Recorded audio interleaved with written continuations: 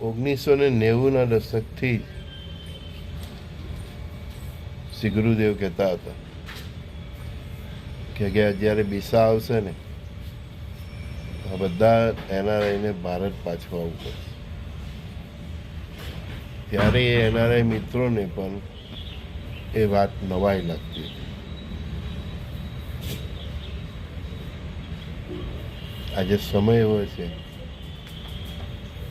કે 2020થી જ વિશ્વમાં એવી પરિસ્થિતિ નિર્માણ થઈ ગઈ છે કે એનઆરઆઈ માટે plan B must be, plan B must બી.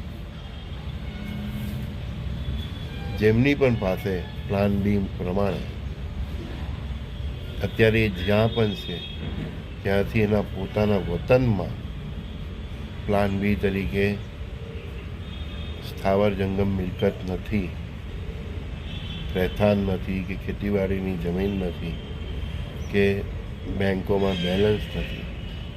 હું એનઆરઆઈ એટલે ભારતીયો માટે કહું છું કે જે લોકો વિદેશમાં સ્થાયી થયેલા છે અને જેમના પ્લાન બી નથી, કે ભારતમાં પ્લાન બી હેઠળ એમનું ઇન્વેસ્ટમેન્ટ નથી, એમનું પોતાનું રહેવાના મકાન નથી, ખેતીવાડી નથી, કે ભવિષ્યમાં ભારત આવવું પડે પાછું તો શું કરવું એની કોઈ તૈયારી નથી.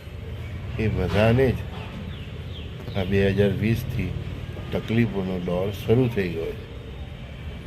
બાકી રહ્યું તો રશિયા યુક્રેનના વોરથી, ઇઝરાયલ અને મિડલ ઇસ્ટના વોરથી. સરકાર એમ કહે કે આપણા ભારતીયો ઇઝરાયલમાં સુરક્ષિત છે, લેબનોનમાં સુરક્ષિત છે, સિરિયામાં સુરક્ષિત છે. સુરક્ષિત રહેવું એ શરીરની વાત થઈ કે ભાઈ જાનમાલનું કોઈ નુકસાન નથી, બરાબર. પરંતુ જે લોકોના વેપાર ધંધા નોકરી બધું અટવાઈ ગયું તેમનું શું, બરાબર. તો એ જેટલા અત્યારે ઇઝરાયલમાં રહે છે, લેબનનમાં રહે છે, હવે સિરિયાનો વારો આવી ગયો, બરાબર. તો સિરિયામાં જે લોકો રહે છે એ લોકોએ પહેલેથી જ હવે આપણા સૂફી સંતોની વાણીઓને ધ્યાનમાં રાખી હતી કે અમારા જેવા જે રોજ બોમ્બો વગાડે છે એમની વાત જરાક પણ ધ્યાનમાં લીધી હશે. અને એમની પાસે અત્યારે પ્લાન બી હતે તો ઇઝરાયલમાં રહેનાર, લેબનનમાં રહેનાર કે સિરિયામાં રહેનાર એને એના ભવિષ્યની ચિંતા રહેતે નહીં. હજુ પણ મોડું નથી થઈ ગયું છે. હું ખાલી મિડલ ઇસ્ટની વાત નથી કરતા. ગુરુ કૃપાથી હું કહું છું કે યુરોપમાં ને ઇવન અમેરિકા હોય કે ઇંગ્લેન્ડ હોય કે ફ્રાન્સ હોય કે જર્મની હોય કે તુર્કી હોય, યુરોપમાં કોઈ પણ વ્યક્તિ કે જર્મની હોય, કોઈ પણ વ્યક્તિ, કોઈ પણ એનઆરઆઈ ભારતીય હોય તો એનો પ્લાન બી હજુ પણ મોડું નથી થયું, તૈયાર રાખે. જેમ વિચારીને બેઠેલા છે ને ત્યાં કે હવે અમે ત્યાં જ સેટલ થઈશું, અમારા પોયરાના પોયરા બધું ત્યાં.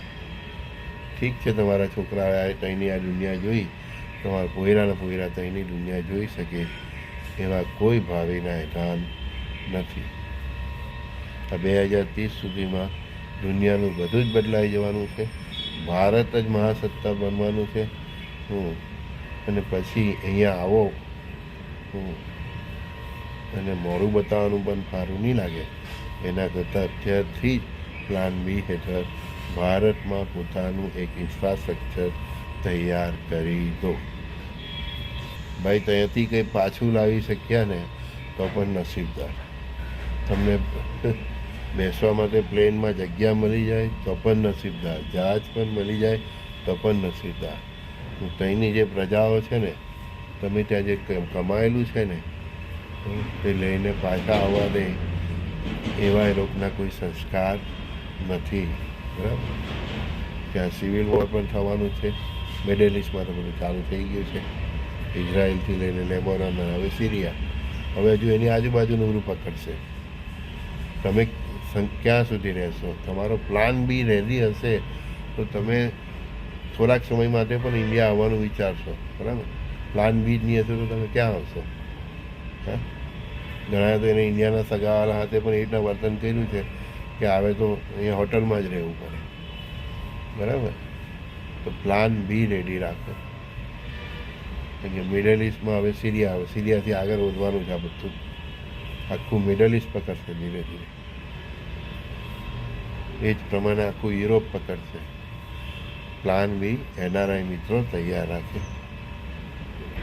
એટલો જ ગુરુ સાથેનો સત્સંગનો અનુભવ છે. અને વર્તમાનના ગ્રહ જોતા આ માર્ચ એપ્રિલ સુધી દ્રષ્ટિ રાખો કે દુનિયામાં શું થાય છે, દેશમાં શું થાય છે, આપણા પરિવારમાં શું થાય છે. દ્રષ્ટિ રાખો અને વિવેક બુદ્ધિથી શાંતિથી જે પણ પરિસ્થિતિ આ માર્ચ એપ્રિલ 2025 સુધીમાં નિર્માણ થાય તેમાંથી કઈ રીતે બહાર રાખવું એ શાંત રીતે વિચારીને જીવવું.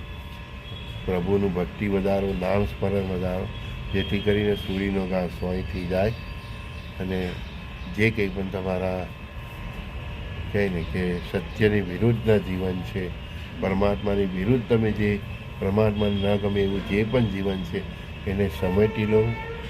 જેને જે આપવાનું છે આપી દો, દરેકના હકનું આપી દો. અને આ 2025નો એટલીસ્ટ માર્ચ એપ્રિલ મહિના સુધી ખૂબ જ શાંતિથી અને વિવેકપૂર્વક જીવો. બરાબર. પછીનો સમય તો ઓર ડિઝાસ્ટર છે. મોટે ભાગનું જે ચેન્જ થવાનું છે તે ચેન્જનો સમય 2025થી 2030 સુધીનો છે. આમાં કેટલાય દેશોના નકશા પરથી ગાયબ થઈ જવાના, કેટલીય સંસ્કૃતિ ગાયબ થઈ જવાની છે. તો પછી રહેશે શું? જે સંસ્કૃતિ પાસે કેવળ સત્ય છે, સનાતન છે, એ જ સંસ્કૃતિ રહેવાની છે. બસ આ જ એનો સાર છે. ગ્રહો આમ છે ને, શનિ આમ છે ને, રાહુ આમ છે ને, એ બધા જ ગ્રહો પરમાત્માની ઈચ્છા પ્રમાણે બધી પરિસ્થિતિઓનું નિર્માણ કરતા હોય. બરાબર. કમિશનર કહે ને તેમ જ પીઆઈ કામ કરે, તે જ પ્રમાણે પીઆઈ કહે તેમ હવાલદારો કામે છે, એના પછીના માણસો કામ કરે. આ બધા પરમાત્માના તિથિના ચાકર છે. ગ્રહોની પાછળ પડવાની કંઈ જરૂર નથી. તમે તમારા સત્કર્મોની પાછળ પડો, તમારું જીવન સુધારો, બધું જ સુધરી જશે. શ્રી ગુરુદેવ દત્ત સંજય બોરીવાલાના સર્વે સખાઓ મિત્રોને પ્રણામ.